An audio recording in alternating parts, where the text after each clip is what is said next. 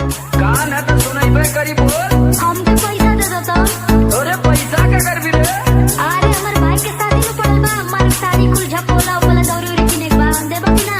करे हर सनिए तोरे ना यरवा कितना शादी पड़ल रे। हां त का करी ना जाई। अरे शादी ब्याह के बारे में कुछ जानबो करे कि बेग लटकावा चल देली। आने पर बुझे तो का पूछत तनी बताओ तो।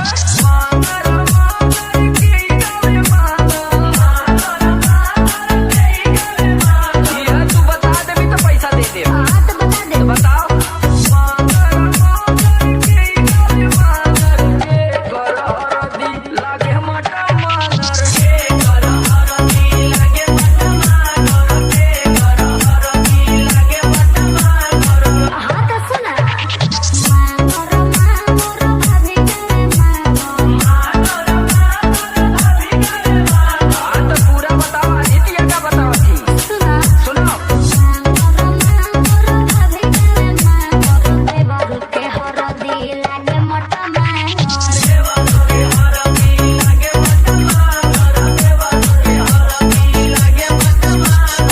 RKG king, RKG king. अरे यार इतना हमार में हरारू बड़ी चालू बा। बड़ा नॉलेज रखले बिया। तब का बुझला सुन सुन ढेर मत दूर। हाई जो ना पूछती ना ई ना बता पाई। पूछा ले सुन केई खाने पोखरा केई माने मौरू केई माने मौरू केई माने मौरू। अरे बतावती घबरा जी। हम काय घबराई। केई खाने पोखरा केई माने मौरू के करे पुला कोई मली घोटावन के करे पुला कोई मिली घोटावन के करे पुला कोई मिली घोटावन। कला यो सुना यो बता देबी का।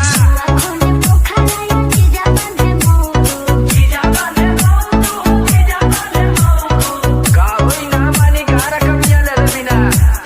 बुआ खोने पोखरा या चीजा बांधे मोरू मामा करे दुल्हा के मिली घोटावन। मामा करे दुल्हा कोई मिली घोटावन मामा करे दुल्हा कोई मिली घोटावन। RKG king, RKG king.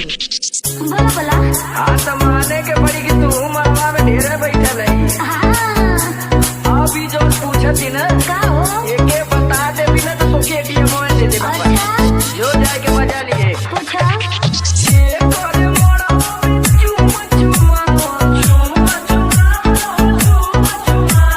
अब मेरा से पूछबा के करे चुम चुमावन। बताओ ये करे मोड़ा चुमा चुमा के हो करे लावा परीक्षावा के हो करे लावा परीक्षावा के हो करे लावा परीक्षावा। हल्ला सुनो मर्दे अरे अभी यार दे मर दे कभी। रोज करे मारा में चुम चुमावन। चुमा चुमा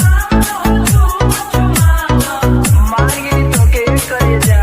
सुना और रोज करे मारा में चुम चुमावन। भैया करे लावा परीक्षावन। भैया करे लावा परीक्षावा भैया करे लावा परीक्षावा। अंबेडकर नगर, अंबेडकर नगर, अंबेडकर नगर, अंबेडकर नगर।